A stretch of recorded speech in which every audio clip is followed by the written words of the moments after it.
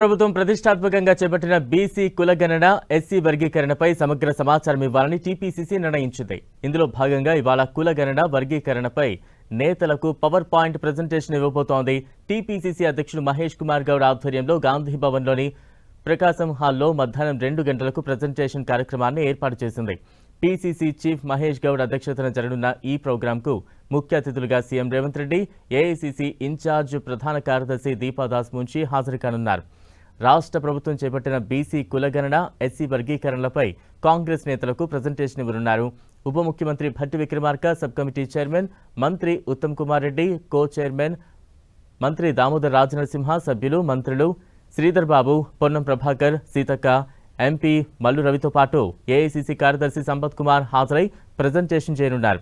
ఈ కార్యక్రమంలో ఎంపీలు, ఎమ్మెల్సీలు, ఎమ్మెల్యేలు, నియోజకవర్గ బాధ్యులు, పోటీ చేసిన అభ్యర్థులు, టీపీసీసీ ఆఫీస్ బేరర్లు, డీసీసీ అధ్యక్షులు, మాజీ మంత్రులు, మాజీ ఎమ్మెల్యేలు, మాజీ ఎమ్మెల్సీలు, కార్యవర్గ ప్రతినిధులు, అధికార ప్రతినిధులు, అనుబంధ సంఘాల ప్రతినిధులు, మండల కాంగ్రెస్ అధ్యక్షులు, నాయకులు పెద్ద సంఖ్యలో పాల్గొన్నారని టీపీసీసీ చీఫ్ విజ్ఞప్తి చేశారు.